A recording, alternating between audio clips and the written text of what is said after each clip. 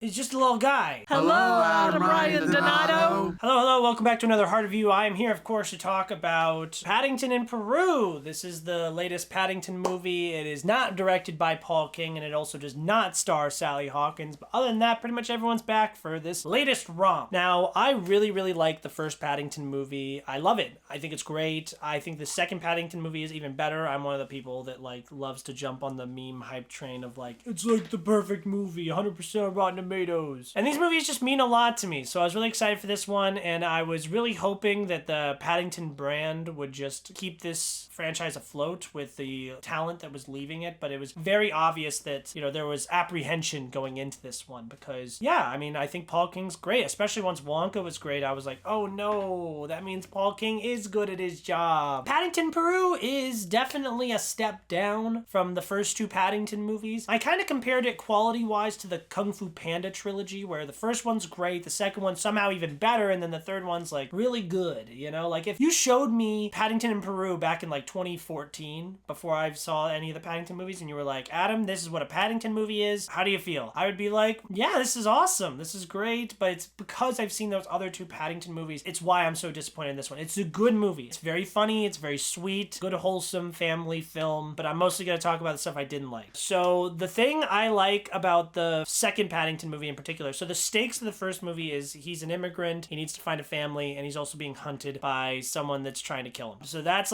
pretty high stakes, right? And then the second movie, the stakes are he needs to find a birthday present for his Aunt Lucy. Very low stakes. I know he goes to prison and whatever, that's a whole part of it, but that's because he was trying to get that present, right? It's such a small little thing, and Paddington doesn't really change in the movie, you know what I mean? He impacts everyone else, you know what I mean? Everyone else around him changes because of how good-natured and special that he is. And so this movie, Paddington Peru, the stakes are Aunt Lucy is missing and we gotta go to Peru and we gotta go save her. So the stakes are higher, you know what I mean? There's actual danger afoot, and we're out and about at places, and we're not in London. We're in the CGI forest of Peru, jungles of Peru, I guess. And there's not really a lot of time for Paddington to rub off on other people, you know what I mean, interact with others, because he's usually in the jungle by himself, looking for Aunt Lucy. So I just feel like this story that was chosen was not tailored to Paddington's strong suits. It's fun seeing Paddington, the CGI bear, silly little goofy little nice guy in London. The contrast is there. But when you put him in the jungles of Peru and now everything's CGI. See, that's the thing. I never thought that the CGI was bad in these Paddington movies until this one, because I was like, everything's kind of CGI and gross. And that's fine. I don't know. It's just definitely not what I want out of a Paddington movie. I want it to be much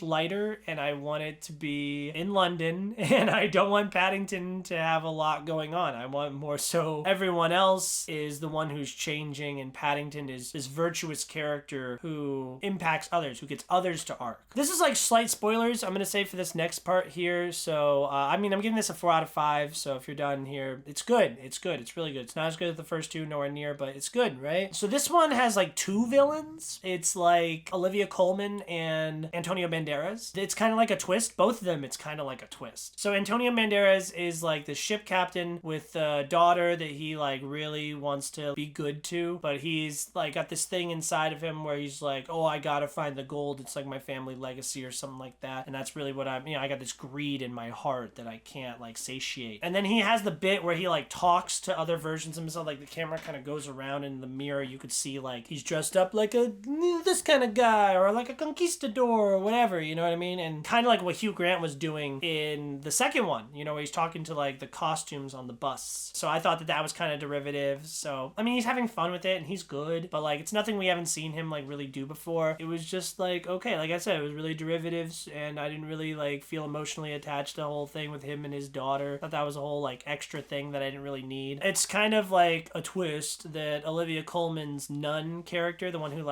sends for Paddington in the first place, is actually a villainous character. That was fine.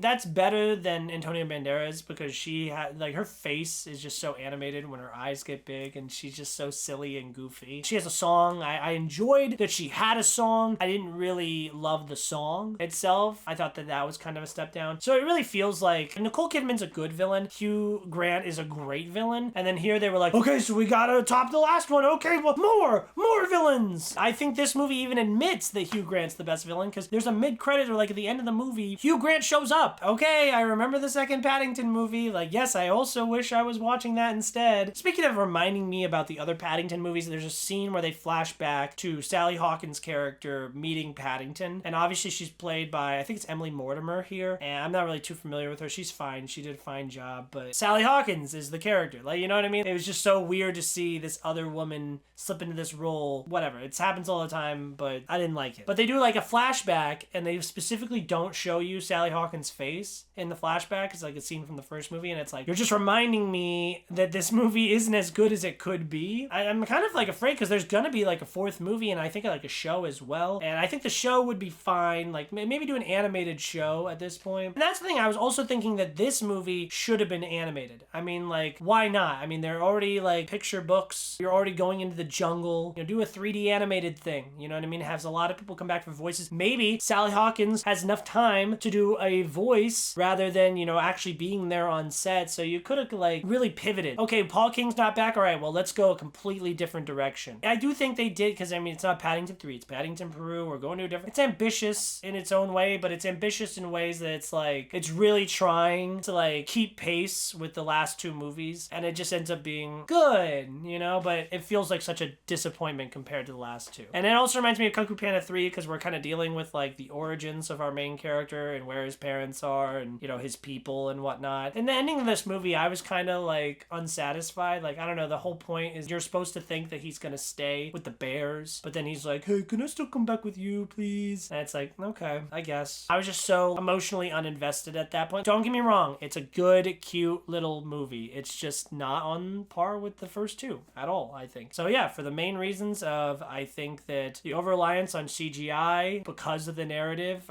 is kind of an annoying thing compared to the first two movies. I think the villains are not as good as the villain from the last movie or even Nicole Kidman's villain in the first one. I think that this type of story is just not suited to Paddington's strengths. I think that he works better when he is contrasted with his setting and the people around him in London. They're like these very serious, you know, stern people, business people, and he comes in and brings joy into their lives, teaches them all the niceties that makes him such a good person. And so I just think that it's unfortunate that it's not as good as the first two, but hey, it's still a really good movie. I think I still have it as like my fourth favorite movie of the year right now, which is fine. You know, I just, like I said, I love that second Paddington movie so much, and the first one's also so great, and this one's like, it's really hard to land the third movie. Thank you guys so much for watching this view.